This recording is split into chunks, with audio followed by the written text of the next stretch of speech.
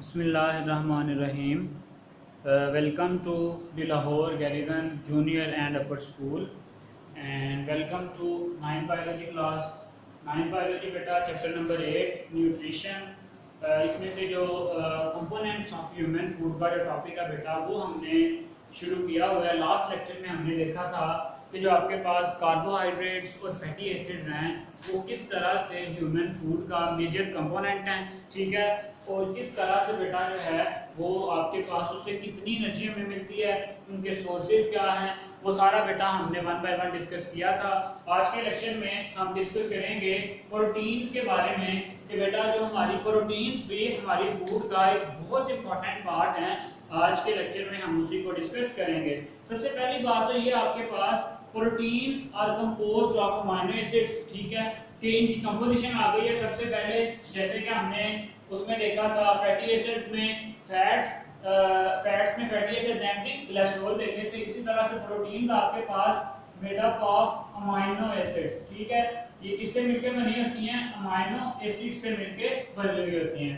अब आती है इसकी इंपॉर्टेंस पे कि जो प्रोटीन की हमारे लिए इंपॉर्टेंस क्या है। तो बेटा ये जो प्रोटीन्स हैं हमारे लिए बहुत इंपॉर्टेंट हैं, क्योंकि ये जो हमारी बॉडी के बहुत सारे प्रोसेसेस हैं, बहुत सारे स्ट्रक्चरल एंड फंक्शनल कंपोनेंट्स हैं जो बेटा उनके लिए ये बहुत जरूरी हैं, ठीक है। Essential component of cytoplasm membranes and organelles, ठीक है, essential components of what? Essential components of membrane,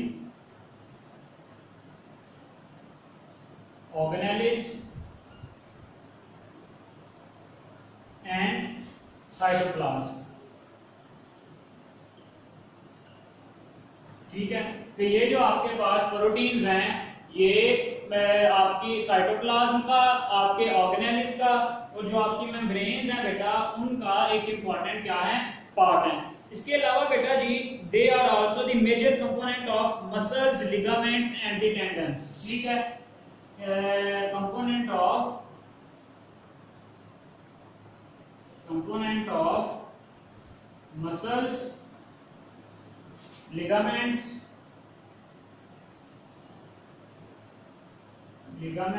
and tendons. बेटा टेंडन एंड लिगामेंट्स आप जो है अभी पिछले चैप्टर में शायद डिस्कस करके आए हो कि स्पोर्ट एंड मूवमेंट वाले में कि ये आपके पास कनेक्टिव टिश्यू फाइबर्स हैं जो मसल्स को बोन के साथ या बोन को बोन के साथ क्या करते हैं? कनेक्ट करते हैं। सो उनकी फॉर्मेशन के लिए भी जो प्रोटीन्स हैं वो क्या हैं? बहुत जरूरी हैं। इसी तरह से बेटा we use protein for growth, ठीक है। इसी तरह से proteins are required for growth, proteins are required for growth. ये जो प्रोटीन है आपके पास ये ग्रोथ के लिए भी क्या है? जरूरी है। Many proteins play a role as enzyme, ठीक है, हमें पता है एंजाइम जो है बहुत इंपॉर्टेंट है। तो जो एंजाइम है मोस्टली वो भी क्या आपके पास? Protein. Many proteins function as enzyme, कि बहुत सारी जो प्रोटीन है आपके पास वो एंजाइम के तौर पे काम करती हैं। इसी तरह से use for gaining energy, source of energy, जो आपके पास प्रोटीन हैं वो सोर्स ऑफ एनर्जी भी हैं, सोर्स ऑफ एनर्जी भी हैं, ठीक है। कितनी एनर्जी मिलती है हमें इनसे? 1 gram of protein contain 4 kilo calorie. 1 gram of protein contain 4 kilo calorie, 4 kilo calorie energy. Clear हो गया? चले, इसका बेटा जो आपसे पूछा जाता है कि कार्बोहाइड्रेट से कितनी एनर्जी मिलती है, फैट से कितनी मिलती है और प्रोटीन से कितनी मिलती है। कल हमने डिस्कस किया था कि जो कार्बोहाइड्रेट्स हैं बेटा उनसे आपको 4 ग्राम, ठीक है। इसी तरह से जो आपके पास लिपिड्स हैं बेटा, लिपिड से हमें ज्यादा जो एनर्जी है वो मिलती थी। और जो लास्ट पे आज हमने देखा है कि जो प्रोटीन्स हैं आपके पास जो प्रोटीन लिपिड से 9 किलो कैलोरी और जो प्रोटीन हैं उनसे भी बेटा आपके पास 4 किलो कैलोरी जो एनर्जी है वो प्रोवाइड होती है। ठीक है, इस तरह से इसके सोर्सेज देखते हैं कि जो प्रोटीन हैं वो उनके सोर्सेज क्या क्या हैं आपके पास, हम कहां से जो प्रोटीन हैं उनको हासिल कर सकते हैं। उसके लिए बेटा हमारे पास हैं meat, egg, grains, legumes, meat, eggs, legumes, फलियां। ठीक है, इसके अलावा बेटा आपके पास है dairy products such as milk and cheese, milk and cheese. ये बेटा सारे के सारे सोर्सेज हैं किसके, प्रोटीन्स के। ये था बेटा आज का हमारा प्रोटीन का टॉपिक कि किस तरह से जो प्रोटीन्स हैं आपके पास वो इंपॉर्टेंट हैं। तो बेटा वो मैंने आपको बता दिया है कि जो प्रोटीन्स हैं वो एक एसेंशियल कंपोनेंट है मेम्ब्रेन का, ऑर्गेनेल्स का, साइटोप्लाज्म का। ठीक है, इसी तरह से हमारी जो बॉडी की प्रॉपर ग्रोथ है उसके लिए भी ये क्या होते हैं, रिक्वायर्ड होते हैं। ठीक है, नेक्स्ट बेटा अब हमने देखना है जो नेक्स्ट हमारा टॉपिक है वो है मिनरल्स का। ठीक है, इसमें मिनरल्स को आज हम डिस्कस करेंगे कि मिनरल्स आपके पास क्या हैं, कितनी टाइप्स के हैं और इनकी जो ह्यूमन बॉडी है उसके लिए जो उसकी इंपॉर्टेंस है वो क्या है। क्लियर हो गया। चलिए नेक्स्ट हमारे पास टॉपिक आ रहा है वो आ रहा है मिनरल्स। अगर हम मिनरल्स की बात करें, पहली बात तो इसकी डेफिनेशन देखते हैं। मिनरल्स और inorganic elements that originate in the earth and can not be made in body. Minerals और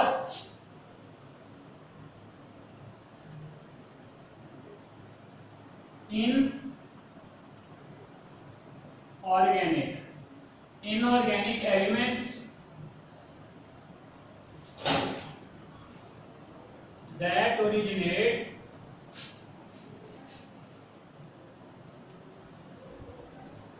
that originate in earth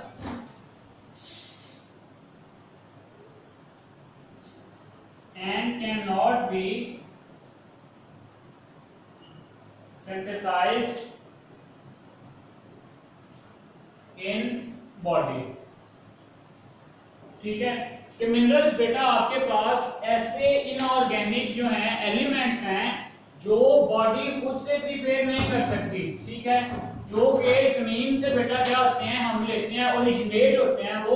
ठीक है, इनको हम क्या कह देते हैं, मिनरल्स कह देते हैं। अब ये जो मिनरल्स हैं बेटा ये हमारी बॉडी की प्रॉपर फंक्शनिंग के लिए बहुत इंपॉर्टेंट हैं। ठीक है, किस तरह से most of the minerals they play important role in various body functions and necessary to maintain health.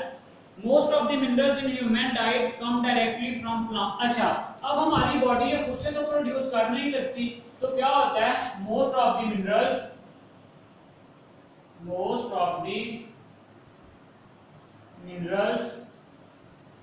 Comes from plant. ठीक है, हम उन्हें कहां से हासिल करते हैं, प्लांट्स से हासिल करते हैं, या बेटा फ्रॉम प्लांट्स, वाटर और indirectly from the animal food. Plant से, वाटर से और इनडायरेक्टली फ्रॉम एनिमल फूड, या बेटा हम उसको एनिमल फूड से क्या करते हैं, हासिल करते हैं। अब इसकी दो कैटेगरीज आती हैं बेटा हमारे पास मिनरल्स की। एक को हम कहते हैं मेजर मिनरल्स, दूसरे को कहते हैं ट्रेस मिनरल्स। पेपर में शॉर्ट क्वेश्चन आ जाता होता है, differentiate between major minerals and दूसरी तरफ आ रहे हैं कि आपके पास ट्रेस मिनरल्स। ठीक है, चलिए मेजर मिनरल्स क्या है बेटा आपके पास, minerals that are required in the amounts of 100 milligram और दी मोर पर डे। ठीक है, minerals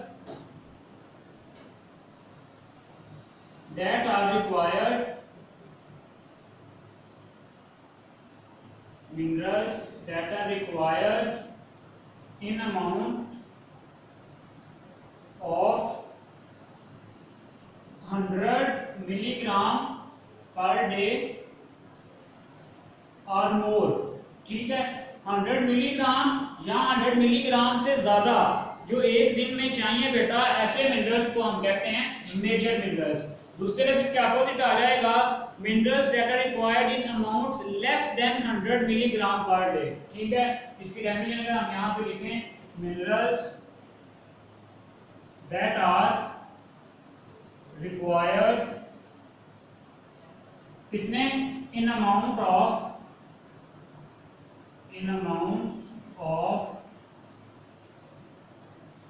less than 100 milligram per day. ठीक है, ये आपके पास क्या कहलाएंगे, ट्रेस मिनरल्स। अगर बेटा इनकी हम एग्जांपल्स देखें तो ये जो है आपके पास मेजर मिनरल्स में sodium, potassium, chloride, calcium, magnesium and phosphorus. आपकी बुक में बेटा कितने डिस्कस किए गए हैं, ये 6 डिस्कस किए गए हैं। इनमें से अगर आप एग्जांपल दो तो आ जाएंगे सोडियम, पोटेशियम, कैल्शियम एक्सेट्रा। ठीक है, इसी तरह से अगर आप ट्रेस मिनरल्स में देखो, आयरन, जिंक, कॉपर, इसकी एग्जांपल आएंगे आपके पास आयरन, जिंक, कॉपर। ठीक है, क्लियर हो गया। ये आ गया बेटा हमारे पास के मिनरल्स क्या हैं। ठीक है, और इसके अलावा जो आपके पास मिनरल्स हैं उनको हम कितनी कैटेगरीज में जो है वो डिवाइड कर सकते हैं और उनकी एग्जांपल्स आपके पास आगे कौन कौन सी हैं। क्लियर हो गया। चलें अब बेटा हम जो है आपके पास इंपॉर्टेंट मेजर मिनरल्स हैं उनको डिस्कस करते हैं वन बाय वन कि उनका क्या क्या रोल है आपकी बॉडी में।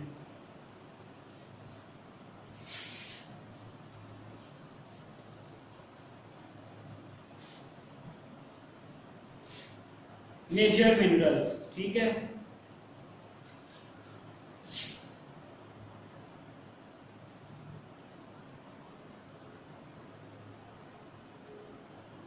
जो सबसे पहला आपकी बुक में डिस्कस किया गया है वो है सोडियम।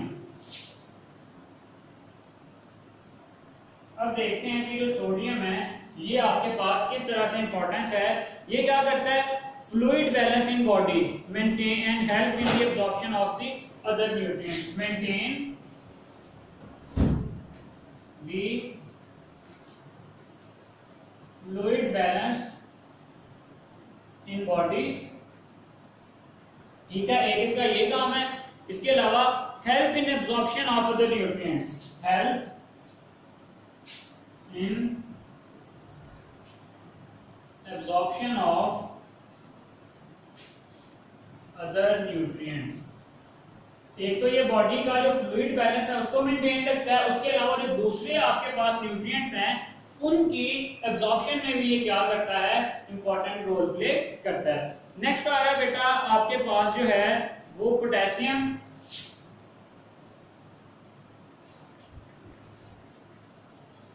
अगर हम पोटेशियम की बात करें, आपके पास जो पोटेशियम है, fluid balance in body act as cofactor for the enzyme. ये भी क्या करता है, फ्लूइड बैलेंस। ठीक है, इसके अलावा एक्ट एज कोफैक्टर। आपको पता है ना कि जो कुछ एंजाइम्स हैं वो डायरेक्टली जो है अपना काम कर लेते हैं, लेकिन कुछ को नॉन प्रोटीन पार्ट रिक्वायर होता है जिसको हम कहते हैं कोफैक्टर। तो ये कुछ जो आपके पास एंजाइम्स हैं उनके लिए ये एज अ कोफैक्टर भी काम करता है। ठीक है, थर्ड वन बेटा जो यहाँ पे डिस्कस किया गया है वो है आपके पास chloride.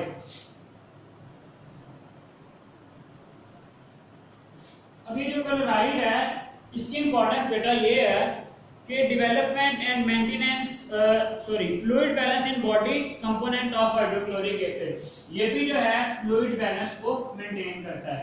Fluid balance in body, ये सबका फंक्शनल कोर्स सेम ही है। यहाँ पे भी फ्लूइड बैलेंस, यहाँ पे भी फ्लूइड बैलेंस और यहाँ पे भी फ्लूइड बैलेंस।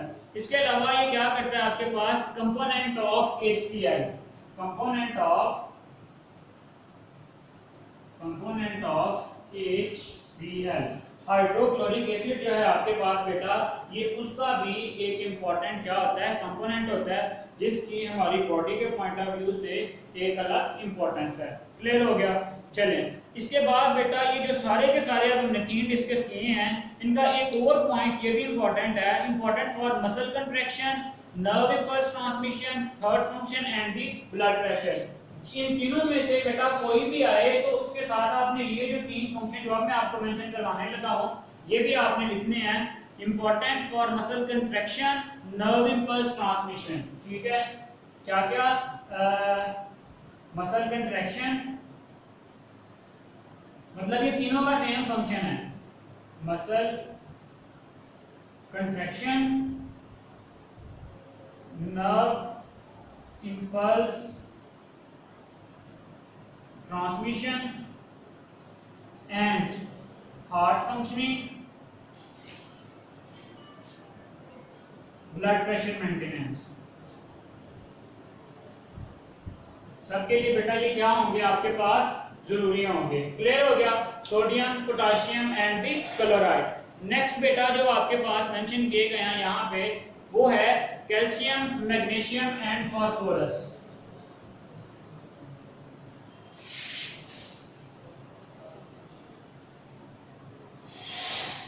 अब देखते हैं कि कैल्शियम बेसिकली आपके पास ये जो कैल्शियम है ये इस तरह इंपॉर्टेंट है कि ये जो है development and maintenance of bones, ठीक है, उसमें अपना रोल प्ले करता है। Development and maintenance of bones पहला फंक्शन हो गया। इसके अलावा बेटा ये जो है आपके पास teeth and blood clotting. Bones और टीथ की डेवलपमेंट में बेटा ये क्या होते हैं, जरूरी होते हैं टीथ डेवलपमेंट। और इसके अलावा जो है इनका एक और इम्पोर्टेंट फंक्शन जो होता है वो ये है कि they are important in the blood clotting, ठीक है। ये जो ब्लड खून के जमने में भी ये क्या करते हैं, इम्पोर्टेंट रोल प्ले करते हैं। क्लियर? नेक्स्ट आ रहा है बेटा आपके पास मैग्नीशियम एंड दी फास्फोरस, ठीक है। Magnesium and phosphorus. अभी जो मैग्नीशियम और फास्फोरस हैं इनका क्या रोल है बेटा, ये भी जो है बॉडी के लिए बहुत इंपॉर्टेंट है। Development and maintenance of bones and teeth, ये भी बिल्कुल उसी तरह से development and maintenance of bones and teeth, ये भी जो है आपके पास आपकी बोन्स की डेवलपमेंट में, आपके जो टीथ हैं उनकी डेवलपमेंट में भी ये क्या करते हैं, इंपॉर्टेंट रोल प्ले करते हैं। क्लियर हो गया? सो बेटा आज के लेक्चर में हमने सबसे पहले तो डिस्कस किया है कि जो आपके पास प्रोटीन्स हैं उनका क्या रोल है, ठीक है, उनके कंपोनेंट्स क्या हैं, वो हमारी बॉडी में क्या क्या प्रॉपर फंक्शन परफॉर्म करते हैं। और उसके अलावा हमने ये भी देखा है कि उनके जो प्रॉपर सोर्सेज हैं कहाँ से हम वो जो प्रोटीन्स हैं उनको हासिल कर सकते हैं, ठीक है। इसी तरह से बेटा मैंने फिर आपको ये भी फिर हमने ये भी डिस्कस किया है कि जो इम्पोर्टेंट कंपोनेंट है हमारी फूड का, मिनरल्स, ठीक है, वो क्या होते हैं। वो मैंने बेटा आपको बताया कि जो इनऑर्गेनिक एलिमेंट्स हैं जो originate from earth and body can not synthesise. जब बॉडी खुद से सिंथेसाइज नहीं कर सकती तो हम क्या करते हैं, उसको प्लांट से, वाटर से, या जो है आप कह सकते हो कि एनिमल फूड है उससे क्या करते हैं, हासिल करते हैं। इसी तरह से हमने इसकी दो कैटेगरीज बनाई, मेजर एलिमेंट्स या major minerals and the minor minerals, ठीक है। मेजर की अगर हम बात करें तो मेजर में हमने देखा है कि ये जो आपके पास मिनरल्स हैं more than 100 milligram per day आपकी बॉडी की इसकी क्या होती है, रिक्वायरमेंट होती है। इसी तरह से जो माइनर मिनरल्स है आपके पास वो जो हैं उनकी जो आपको अमाउंट रिक्वायर्ड होती है वो less than 100 milligram per day. उनमें से जो मेजर मिनरल्स हैं उनको हमने काफी डिटेल में डिस्कस कर लिया है कि 6 जो मिनरल्स हैं आपकी बुक में वो डिस्कस किए गए हैं। हमने देखा है कि जो सोडियम है उसका क्या रोल है, पोटाशियम का क्या रोल है, कैल्शियम, मैग्नीशियम, फास्फोरस, बेटा वो सारे हमने 1 बाय 1 यहाँ पे क्या कर लिए हैं, डिस्कस कर लिए हैं। आज के लेक्चर के लिए बेटा जी इतना ही। नेक्स्ट इंशाल्लाह जो अगला लेक्चर है उसमें हम जो आपके माइक्रो मिनरल्स या माइनर मिनरल्स रह गए हैं उनको भी डिस्कस करेंगे। तब तक के लिए अल्लाह हाफिज।